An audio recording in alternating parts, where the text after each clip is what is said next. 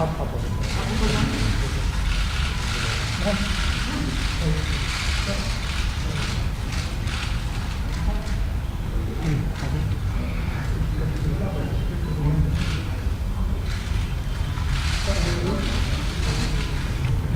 पीछे करो माइक को यार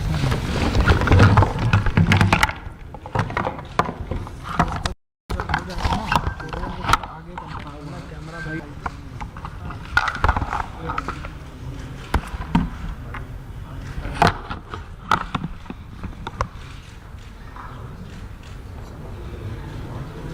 हाँ अभी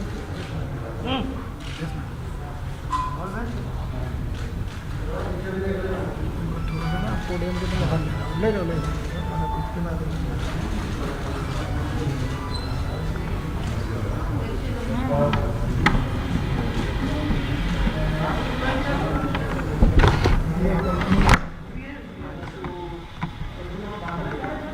यहाँ से करो बस बाहर में कहीं यहीं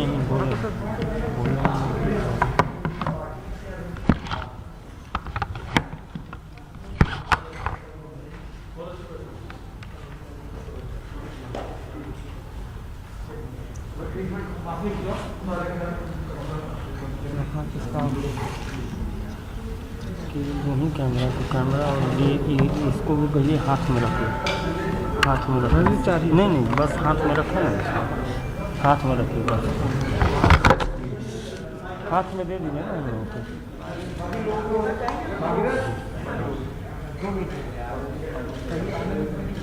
यहाँ नहीं रहेगा।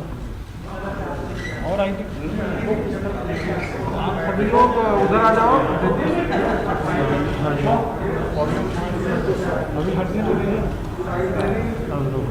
अरे नहीं हाथ में उनको भी दीजिए, पीछे थोड़ा पीछे और उसको कर दीजिए चार जी सब लोग इधर आ जाइए, स्टेटमेंट देंगे टेबल पे नहीं रहेगा।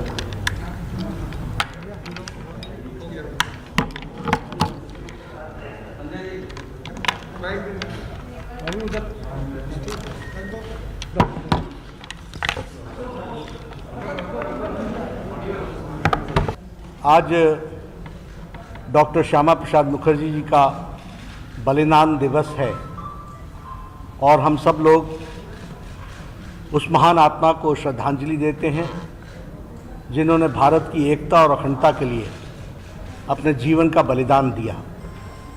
हम सब जानते हैं कि देश के आज़ाद भारत के उन नेताओं में से एक रहे जिन्होंने देश की एकता और अखंडता के लिए अपना सर्वस्व न्योछावर किया।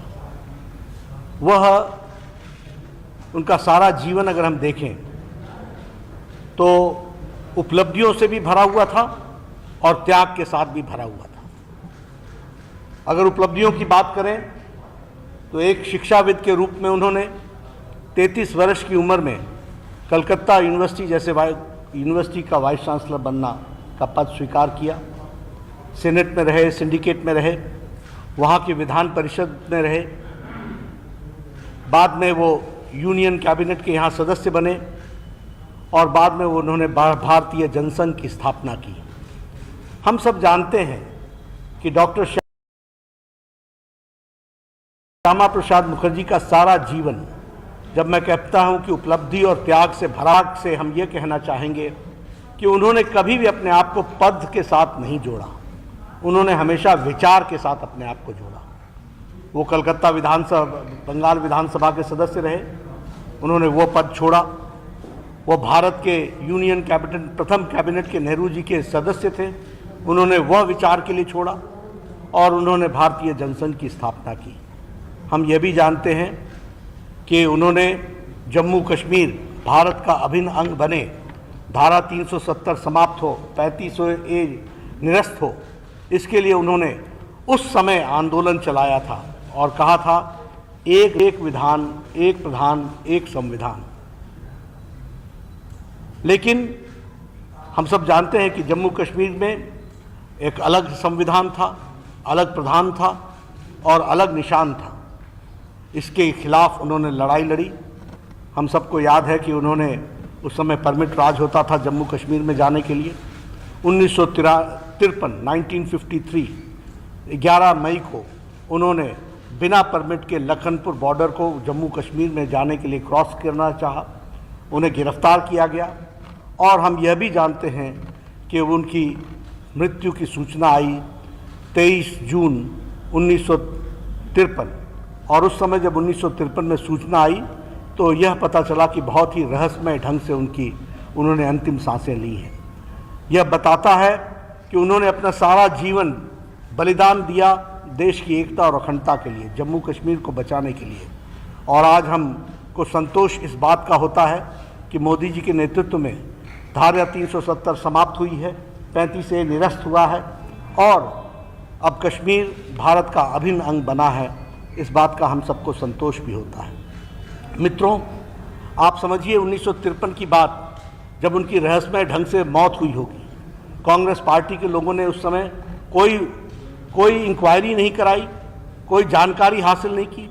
और उस समय उनकी माताजी, श्रद्धेय माताजी ने जो पत्र नेहरू जी को लिखा था, उसमें उन्होंने स्पष्ट लगा था कि तुम्हारी थोथी दलीलें मैं नहीं सुनना चाहती, मुझे जांच चाहिए और जांच होनी चाहिए। लेकिन कांग्रेस के लोगों ने उस समय उस बात को दबा दिया। उन्होंने साफ आरोप लगाया था कि जम्मू कश्मीर की सरकार ने हमारे बेटे को रहस्यमय तरीके से मारा है और आप उनके ऊपर पर्दा डाल रहे हो। ये बात उनकी माता जी ने चिट्ठी में जवाहरलाल नेहरू को लिखी थी। लेकिन आज उनके कहे श्यामा प्रसाद मुखर्जी जी के जीवन से प्रेरणा लेकर के करोड़ों भारतीय जनता पार्टी के कार्यकर्ता देश की एकता और अखंडता के लिए तत्पर हैं और देश को मजबूत बनाने के लिए लगे हैं। सच्ची श्रद्धांजलि उनको यही है कि हम उनके बताए रास्ते पर चलें, विचार के साथ जुड़ें और विचार को आगे बढ़ाने का काम करें। आज जहां हम उनको याद करते हैं, वहीं करोड़ों कार्यकर्ता उनसे प्रेरणा लेकर के भारत को मजबूत बनाने में अग्रसर हैं। यही मैं कहना चाहूँगा।